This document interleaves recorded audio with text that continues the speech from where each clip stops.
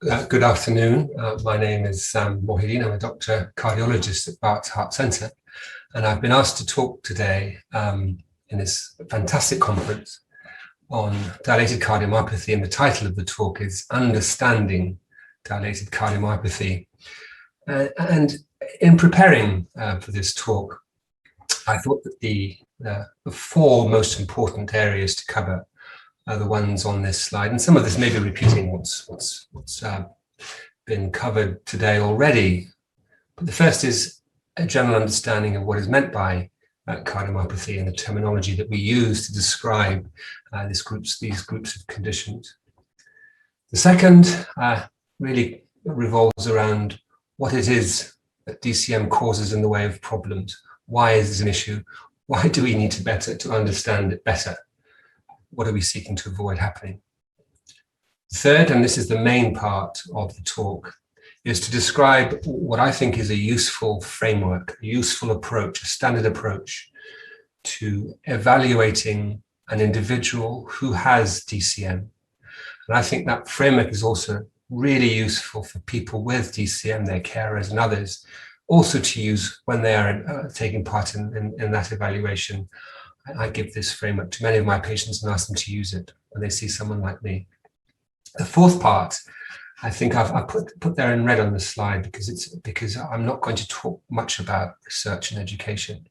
But any talk, any approach to understanding of DCM should also include education and research. And I'll touch very briefly on some of the real black holes in our knowledge and in the application of what we know, and encourage everyone that's involved in dilated cardiomyopathy and other cardiomyopathies to be advocates for making those things better. Another background slide, and this is really to try and describe some of the approach I'd like to try and take today. I'm a specialist. I'm a technical specialist. I've been working in cardiomyopathy now for 25 years or so. But each and every one of you who's here is also an expert in some way, either because of the jobs that you do, but more fundamentally, more especially in the disease. You're here because of a clinical problem that affects you or someone close to you. And the information and knowledge you have about that condition makes you an expert. And when we want to get to an overall better understanding of the condition that affects you or your loved one, sharing our expertise, working together is the right thing to do. And as part of that today, we've asked you to submit questions. I can see some of them online here. I hope to answer some of them as we go along, but please do make contributions. I will use some specialist or technical terms when I think they're absolutely necessary. I'll try and explain what they are first. And I will, although I'll stick to the central topics, I will be discussing difficult matters, such as disability, sudden cardiac death, heart transplants. And I think that's what you want me to do. Okay, so essentially, first of the background technical slides, cardiomyopathy, I'm sure you've heard this all day today and before, simply means heart muscle disorder. We have to demystify some of these terms. And we understand several forms, and we've categorized them really by the way the heart looks. And that's because when we started classifying these disorders, we classified them by the means of the tests that we had available at the time. And this was largely by echocardiography. So the talk before this was on hypertrophic cardiomyopathy, where the muscle is enlarged. We're talking today about dilated cardiomyopathy. I'll say more about how we define that. But of course, you'll be very aware that there are many other forms. These disorders share many things with each other. They can impair quality of life, causing symptoms and disability. They can result in premature death. And many of them run in families. And it's these issues that bring us all together here. And it's these issues that Cardiomyopathy UK and those of us that look after patients or people with cardiomyopathy spend a lot of time trying to deal with. Okay, technical terms again. This is an MRI scan. It could be an echo, and this is meant to be a normal heart. It's not quite normal. I'll see if anyone can spot the abnormality on this. To all intents and purposes, this is a normal heart. And it's an image called a four-chamber image. It shows all four chambers of the heart. Now, it's really important to remember the heart is a complicated three-dimensional structure. And you can't see everything on any single picture. So there are things you can't see here. You can't see blood entering or leaving the heart. But the important chambers are here, the right ventricle, right atrium, left atrium, and left ventricle. And you can see here, this is the left ventricle here, and it's contracting. And this contraction here, emptying, filling, contraction, describes a normal systolic function, contractile function. And you'll all have heard the term ejection fraction. Ejection fraction here is normal. Ejection fraction just simply describes the volume of blood that leaves the heart with every heartbeat, in compared with how full, with the volume of blood when the heart's full. Moving on to our classifications, there are 4 MRI scans here. The first one is the normal scan I just showed you. And then the second is an example of hypertrophic cardiomyopathy, this very thick muscle here in the septum of the heart and blockage of blood flowing out of the heart. We're not talking about HCM, we're talking about DCM here. And in this case, you can see that the left ventricle is a little bigger than the others, it's dilated, and the function is impaired. This doesn't contract as well, the wall here and here. It's also a small effusion around the heart. And the third example here is of someone who has ARVC, which is affecting both ventricles. We're talking about DCM though today. What does DCM mean? We've said that it's a descriptive term. The heart's enlarged. We do try and provide some parameters or boundaries around these descriptions. And so to most people, most cardiologists, DCM most often means detection or the presence of some structural and functional abnormalities of the heart, which include the impairment of the contractile function, muscular function of the heart, as well as an enlargement of the ventricle, dilated cardiomyopathy. But there are many other things that can also injure a muscle of the heart to cause it to dilate and to lose contractile function, for example, heart attacks, high blood pressure, valvular disease. So an important element of the understanding of what DCM is to say it's not these other things. So it's the presence of a heart that's enlarged and functioning less well than it should, but when that is not caused by other things. And that leads us to an important concept in DCM, is that it's a large or a broad umbrella term. There are lots of different things that fit in under this term. Hearts that look like this, not caused by heart attacks, hypertension, or valve disease, but lots of other things can do this too. So it's a broad term. That's one of the big challenges with DCM, and I can see in some of the questions that have been submitted that issue comes up. How common is DCM? Well, we don't know for certain. We think it probably affects about 1 in 250 people throughout their lifestyles. And we talked about what doesn't cause DCM. What we do understand about the causes of DCM are that we don't know this for certain because the data isn't good. We think that inflammation of the muscle of the heart may be responsible for up to half of the cases. There's really good evidence that inherited causes contribute, if not contribute to the causes of DCM in about 1/3 of cases. And there are multiple other causes, toxins such as chemotherapy drugs, alcohol, recreational drugs. But in a large number of people with DCM, we end up never finding out what causes it. And again, that's another area of unmet need, big knowledge deficit. By and large, and I'll talk about this now, the clinical problems in DCM, the reasons that DCM causes a problem, reflects the severity of the damage to the heart muscle, the rate of progression of that damage, and importantly, and I've underlined it because I think it's critical in improving our understanding, and importantly, the underlying cause of DCM. I found this slide on the internet last night while preparing for this talk, and it's useful, I think, to help describe that we can categorize things that share similarities, but actually very, very different as well. And that's what DCM is. There are several very different forms of DCM. They share common features.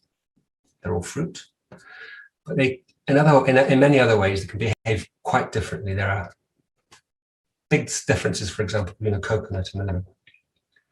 It's also true that there are several other heart diseases that can look like DCM, but aren't. They don't fit into the classification. They can also behave quite differently. And when one's seeking a better understanding of my DCM, it's understanding how the type of DCM you have behaves, and whether it behaves in a way that's different to others, in a way that's clinically meaningful. In other words, in a way that changes how one would treat it. And these differences in behavior, the main differences in behavior of different types of DCM are on this slide here. The severity of the impairment of contractile function and the rate at which it might change or progress, get better in some cases. The risks of having rhythm problems of the heart that come from the ventricles, and these can cause people to pass out or cause sudden cardiac death. It's because of ventricular arrhythmias and sudden cardiac death that we often advise ICDs. The risks of stroke from atrial fibrillation, which is a rhythm problem from the top chamber of the heart. There have been some questions on the forum about atrial fibrillation already.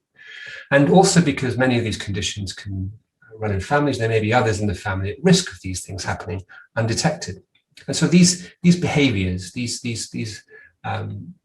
characteristics of DCM are what we are seeking to understand when managing it. I'll show some examples now. MRI scan done here in the same person 10 years apart, 2011 and 2021, and I've put the normal scan there for comparison. You can see here in 2021, it's probably mild impairment of contractile function. At this stage, the DCM wasn't diagnosed as such, and I think that speaks to a number of things. One, the condition's mild, and two, we knew a lot less 10 years ago than we know now. But certainly now, 10 years later, the heart's definitely dilated. The contractile function of the heart has become quite poor. And you can also see that different parts of the heart move at different times. It's discoordinated. This is DCM. And it's been progressive in that case. The differences of behavior are also important to consider, or at least there's another really important characteristic to consider, and that is that we often expect to see the problems with rhythm, atrial fibrillation, sudden death and stroke become much more prominent, much more important problems when there's severe damage to the heart contractile function. And many of you will be aware, for example, that we start thinking about ICDs in people when the ejection fraction's fallen about 35%. To less than 35%. That's an important threshold that we've used for many years to help understand who does need an ICD. There'll be many in the audience who also know that's not always the case. And in the last 10 to 15 years, we've become increasingly aware that the rule that the worst, that not all DCM follows that rule. There are some people with DCM that looks quite mild, but still confers risks of rhythm problems. And I'll show you an example now. These are MRI scans from a relatively young man who presented with fainting in 2012. And at that time, he gave a history of sudden cardiac death in his family. And he was diagnosed with a mild DCM. You can see the way the heart's contracting, that the impairment of contractile function is only really mild. 6 years later, he's having a lot more syncope. We do tests to tell us that he's having lots of extra heartbeats from the bottom chamber and short runs of arrhythmias. But the systolic function, the contractile function, hasn't really changed.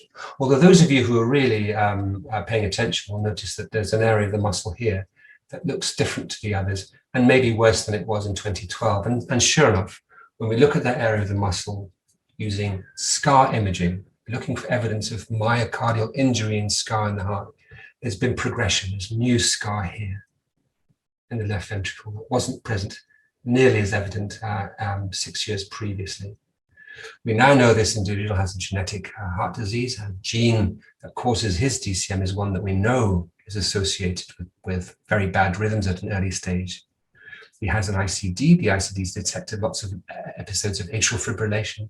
He's anticoagulated. We've identified the gene, and we've screened others in the family at risk. And so that explains or describes some of the management goals. And it's now I'll talk about management. and what it is that we seek to do in the clinic.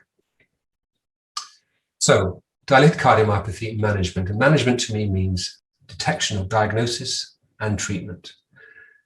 And those headings cover a huge range of activities. So when we talk about diagnosis and treatment, what we're saying is we want to detect DCM. People in the audience have asked questions about why their DCM wasn't detected earlier. So detection is an issue, particularly when it's mild. Understanding the cause of the DCM. We'll explain later why it's important to understand what the cause of the DCM is, making a functional assessment, understanding what the risks are as well, monitoring for change, lots of questions about how often should I be monitored, and screening families when appropriate. The tools that we have include history and exam. History is the most important part of this.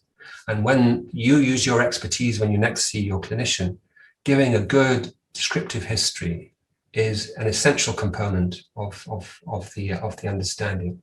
But of course, the tests include ECG, echo, Holters, blood tests, so many blood tests, X-rays, angiograms, MRI scan, and so on and so forth. And often we repeat these tests.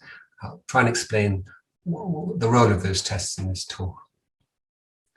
And what we're trying to do is to understand who needs what treatment. And the treatments you'll be very familiar with. They range from nothing to diuretics, beta blockers, ACE inhibitors like ramipril, ARBs, losartan, and so on and so forth. It may include device therapy such as defibrillators or cardiac resynchronization pacemakers, and ultimately, in some people, fortunately not many, heart transplants. So it's an understanding of what the problems are, how to detect them, and how to treat. And that all sounds very confusing. And so then my next slide is the most important slide of this talk. That's because this is the framework that I use when I assess somebody who has DCM. These are very broad general principles. This is what we're seeking to do. Make and confirm the diagnosis. Is this DCM? Understand how it's affecting the quality of their life. Evaluating or determining if there are any risks to the length of someone's life because of the DCM. Understanding whether there are reasons to screen the family, how to do that, who's going to do that, where it's going to be done. Uncle lives in Scotland, auntie lives in Australia. How is all this done? Who's pulling it all together? And then also anticipating what might happen in the future. I have DCM.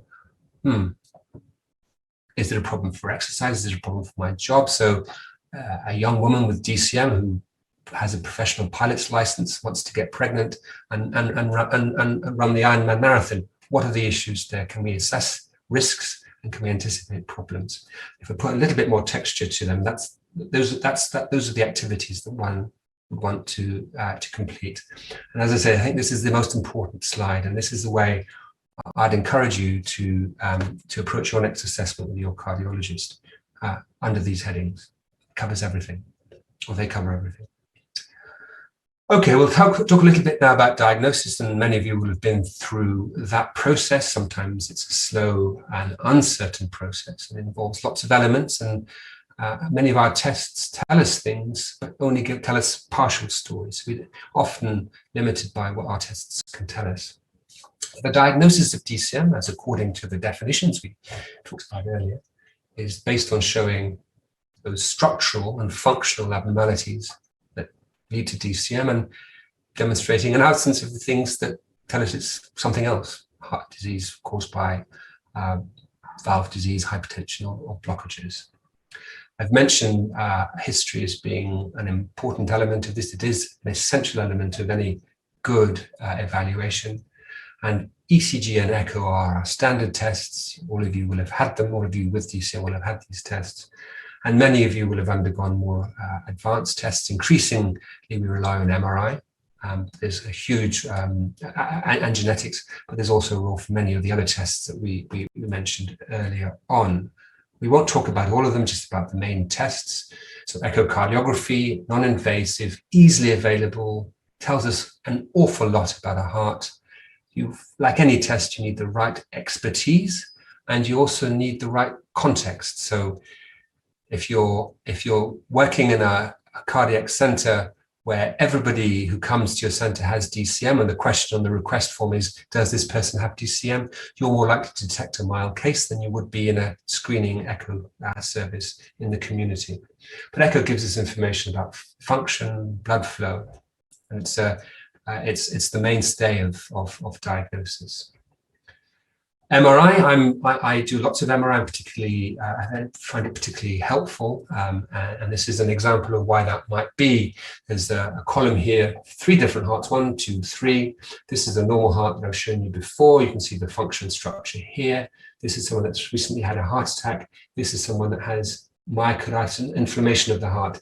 And so in addition to the structure and function, you get something about the tissue. You get something, MRI can describe the characteristics of the muscle here, for example, showing evidence of swelling and inflammation, here showing evidence of scar.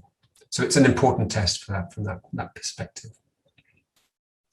ECGs also provide diagnostic information, but in the context of understanding who's at risk of arrhythmias, we rely very heavily on detecting abnormal rhythms with rhythm monitoring, and you'll be familiar with Holters here on the left-hand side.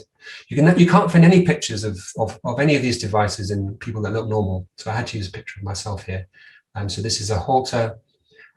This is a Zio patch which can record for up to 14 days or longer. This is an implantable loop recorder which has a battery that can last for about 2 to 3 years, and so they can detect rhythm abnormalities that could be life-threatening over different course times. And there are increasing use of self-directed forms of rhythm monitoring that require really the rhythm to be associated with the symptom. And here's a nice example of a Holter.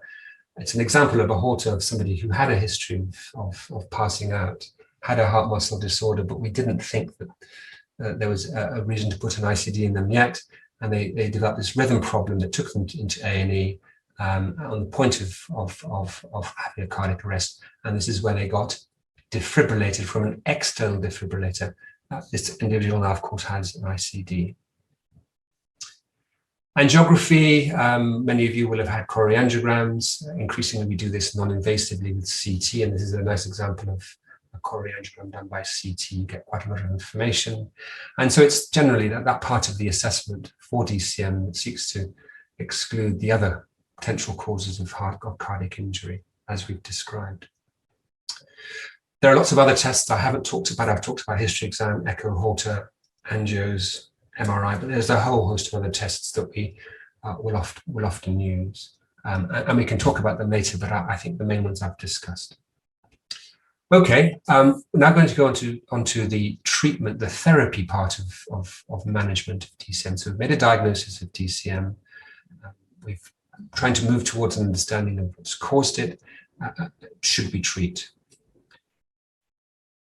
There are some general concepts in treating DCM. And I think these are to do with so the severity of damage. So no matter what caused the injury, people get similar treatments, specific treatments that address the cause of the damage. And I put this bit in red because it's in the realm of research more than anything else. Are there ways that we can repair the damage? And people will have heard a lot about stem cells. I'm not going to be talking about those. I will talk a lot about the general treatments for severity of damage. And I'll just, I think, skip to this slide here. So it's important to make an assessment of the severity of damage. And there are 3 hearts here again, are normal reference. Here there's mild impairment of function. I think the ejection fraction there is 45%. Run again. And then here severe damage. And there's no question that the more severe the damage to the heart is, the worse prognosis is. People with severe damage are more likely to have hospitalization, more likely to have complications, and are more likely to die earlier. So understanding the severity of impairment is important in understanding where they are in terms of needing treatment and what kind of treatment one starts to consider. It's also true to say that you can obtain an understanding of severity of DCM from a description of the symptoms. And symptom severity and the severity of cardiac injury do have a relationship with each other. And the symptoms that are most common in heart failure and DCM are on this slide, and can be present only on exertion or at rest in more severe cases. There are other symptoms that can also be caused by heart failure: dizziness, palpitations, chest discomfort, but these are the cardinal symptoms here. And we classify these symptoms by severity according to the New York Heart Association classification. And this is helpful because it helps us put people into brackets of severity. And we know that the more severe the symptoms are, the more likely someone is to come to trouble. And that's shown here. So this is the amount of time from developing those symptoms. And this is the likelihood of somebody who has symptoms at rest, class 4 symptoms, so severe symptoms. This is the likelihood across time that they will develop a problem, in this case mortality. These data are from a few years ago, and fortunately now with modern treatments, things are much better than this, but it's still very much the point that the more severe the symptoms, the worse the outcome, and hence the importance of treatment. There are lots of guidelines for us to look at, and these are from 2012, but they're broadly similar, that help us understand who to treat, what to treat with, when to treat. And there are lots of medicines that we can use. And so I'm going to present an overview of them rather than talk about them individually. And a useful way to understand the overview of these medicines, and as I said, these are medicines that we give to anybody who has cardiac impairment, regardless of the cause, is an understanding of this concept here of a vicious circle. Heart failure caused by whatever cause, heart attack or a DCM, results in a number of physiological adaptations or maladaptations. And it turns out that these adaptations that your body makes to having heart failure themselves activate all these other processes which cause further heart failure. So there's this vicious cycle where heart failure leads to heart failure. And so the treatment, or the idea behind these treatments, are that they can break the cycle by stopping these processes from happening. And some of the drugs that we use do that. So ACE inhibitors like ramipril, beta blockers, bisoprolol, and all the others, eplerenone, spironolactone, ivabradine, and even resynchronization pacemakers seek to break the cycle in these areas. And each of these classes of drugs, independently of the others, leads to improvement. They make people live longer. They make people feel better. They are good for heart failure. Entresto also works in a similar way, and everyone, most of you will be aware of the new kid on the block, the SLGT2 inhibitors. We don't quite understand how they work in heart failure, but they probably work through a variety of mechanisms, but they also have a powerful effect on stopping progression of heart failure. So pills in heart failure may make people feel better, but more importantly, they make them live longer. It's really important to take them, even if they cause some side effects. Really important. Implanted devices also have a role. We talked a little bit about ICDs in the cases that we discussed. We talked a little bit about the ejection fraction threshold of 35% and some caveats and reasons that may or may not be applied to individual cases. So there's a real need to individualize therapy. There are several types of ICDs shown here. There are ones that sit inside the heart, so the leads go into the heart. In this case, there's only one lead. Some ICDs have 2 leads, and this one here has 3 leads. And this is the resynchronization ICD. Some modern types of ICDs sit outside the heart. So they have the advantage of not going into the bloodstream, and so they don't have the complications of devices that sit inside the heart. But they can't act as pacemakers, and sometimes pacemakers can be very helpful in treating aspects of heart failure. Who gets an ICD? Well, it's not as simple as 35% threshold. This has to be very individualized treatment. It has to involve detailed discussion and an understanding of the risks of putting an ICD in and the risks of not putting one in. So the potential benefits versus the risks, inconvenience and discomfort. And this often requires quite a bit of discussion. This isn't a decision that's made. It's made easily. I put this next slide up here just to illustrate why the third lead in some devices can be helpful. I'll briefly describe that. You can see in this heart here, there's a lot of discoordinate contraction. This lateral wall, this wall here of the heart, moves at different time from this wall. So if you like, it's like pulling on the rope in a tug of war at a different time from everyone else. It's not a coordinated activity. And what the third lead, the CRT device, can make this wall contract at the same time as this wall here. So you are getting that. Okay, moving on to the next idea, which is to do with specific treatments, or rather, are there treatments that we can use for DCM that aren't generic? They aren't treatments we give to everyone with heart impairment, but can treatments that are tailored to the specific cause of my DCM be useful? The answer is probably, almost certainly, but our ability to do this is very, very limited. And the reasons that we don't do this very well, and if you were giving us a grade for this, you'd probably give us a D, if not an F, a fail, is that we find it really hard sometimes to detect the underlying cause of DCM. And that may be because we don't have the knowledge to detect which type or what the cause is. It may be because the cause has gone. So the injury to the heart has happened and it's no longer active. But I think fundamentally it's because our knowledge isn't good enough. And there's a way to go before we're better at doing this. This slide contains lists of things. I don't want you to look at the list, just to appreciate that there are numbers of different causes of DCM that are really relevant. We talk a lot about familial DCM. We talk a lot about inflammation, but there'll be people in this audience who have had anthracycline or cancer therapy related DCM, or who may have presented peripartum and may also have a genetic cause. So these aren't simple. Genetics is important. There's another session on genetics. I'll be very brief with genetics. And my best way of describing genetics is to think of this as this library here as containing lots and lots of manuals that tell you how to make things, how to make components for a machine. And on the left-hand side, you've got manuals that you inherit from one parent.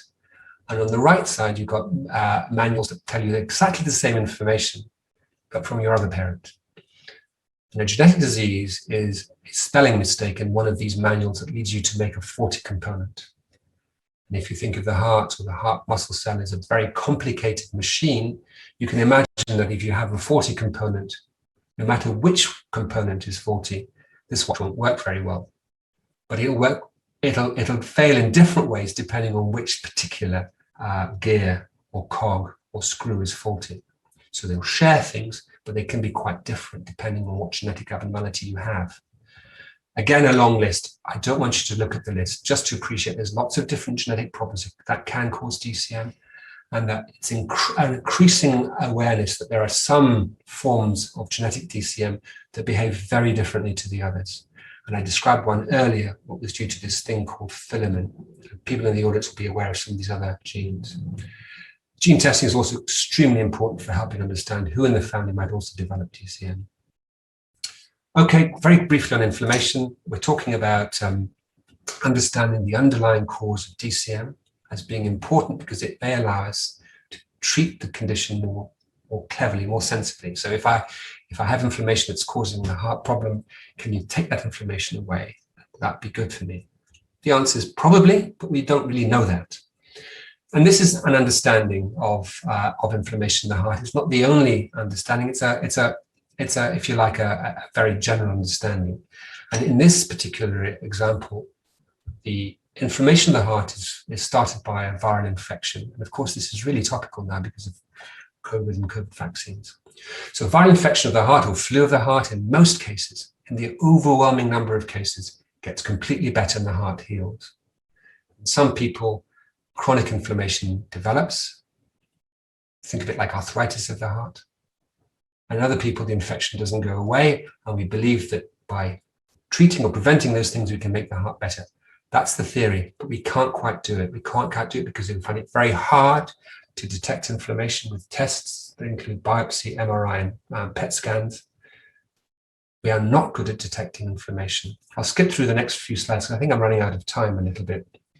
And just really come to the conclusion here when we're talking about inflammation, that we are not good at detecting it, and there's a long way to go. We use expensive tests such as PET scanning and MRIs. This is a nice example here of where a PET scan detects an inflammatory condition called sarcoid. But these are expensive tests. They probably don't perform very well in most cases of inflammation of the heart. It's a work in progress. And as I've said, preliminary studies do suggest that if we target the infection inflammation in people that have this as the cause of the DCM, it leads to a better outcome. There are a few studies that suggest this, but again, we have a long way to go. And as we now know from COVID, our understanding of what the immune system does in the heart is very, very limited. Okay, summary. First slide is this one. This is the most important slide.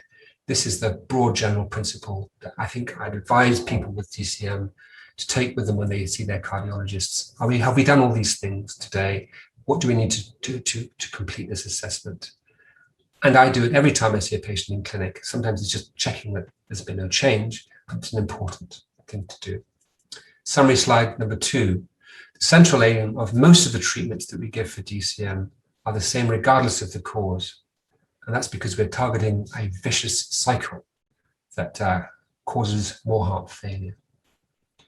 I think it's very much true to say that future treatment will be more personalized to the cause of the heart muscle damage. But we've got a lot of work ahead of us as a community, as a charity, etc., before we can do this. Final comments. Drugs can make you live longer. Say yes to drugs. Don't quote me on that out of context, or I'll get put into jail. But these medicines are very powerful. They have really good effects. They make people live longer. So do consider taking them, even if they cause some side effects. And then very last, and because we're talking about knowledge, there are lots of knowledge gaps. We've talked about some of them, and it's our job, my job, your job, CMA, the Cardiomyopathy Association's job to act as advocates that help us improve how we teach people, but also how we get new information. And that's the end of my talk. I'm sorry if I've run a little longer. We do have time for questions. I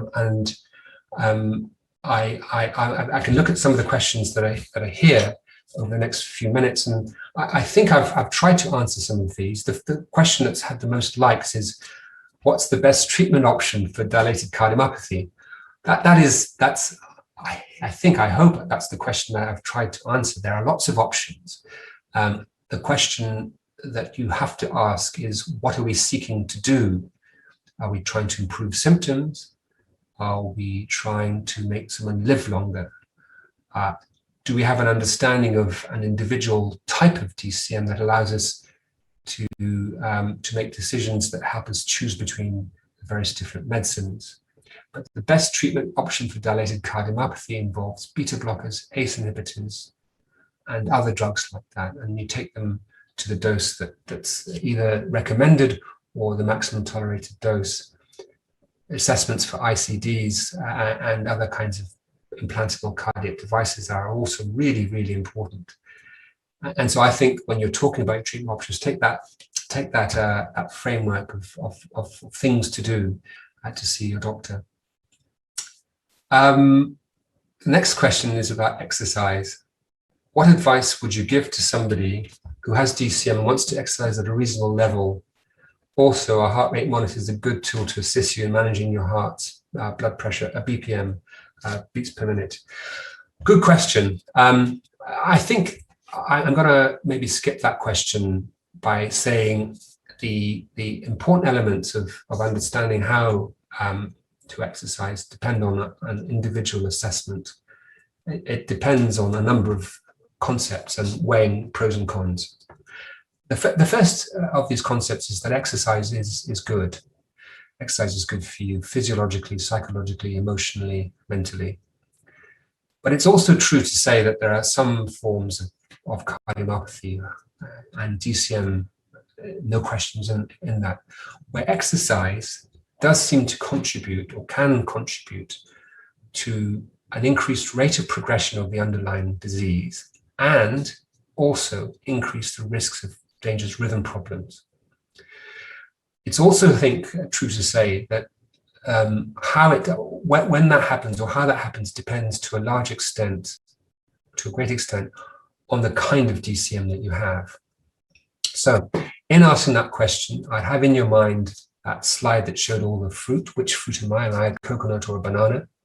When you're talking to your doctor and asking for advice about exercise. And in general terms, it's about balancing benefits with risks. And I will often tell people that moderate exercise is helpful. I'll also tell people that I mean moderate exercise is exercise I can do when I can, that means I can talk in full sentences or smile while doing it. I don't find that blood pressure or heart rate monitors are terribly helpful. And I think that when one is talking about exercise, general advice is much more useful than specific thresholds. I don't know if that's an answer or just an elaborate way of not answering. You'll tell me later, perhaps. The original echocardiogram didn't pick up the DCM, only an MRI. Why then do I only get repeat echoes? I think that the two things are trying to answer different questions. Diagnosis and monitoring are different. We use a lot of MR also in follow-up, but if someone's very stable, their symptoms haven't changed, the ECGs haven't changed, and their echoes haven't changed, and they're stable on medicines, I don't think that there's a real reason to do an MRI scan instead. The MRI is better at detecting subtle abnormalities because it has better spatial resolution. So they're probably doing different things here. I like this next question because I can't answer it, but it's an area of particular interest to me. It's where my research interests currently lie. Please, would you explain how a virus can cause myocarditis in DCM? How might the virus have been caught, and why doesn't it spread like other viruses? How long does the virus take to have a big impact, such as a cardiac arrest? So my last few slides were trying to answer some of those really, really important questions. We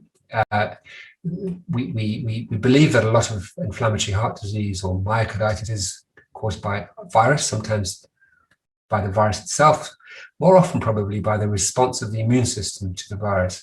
And a virus that makes your heart bad may not make my heart bad. So there's a lot of individual variability, and it may be that genetics play an important part in that.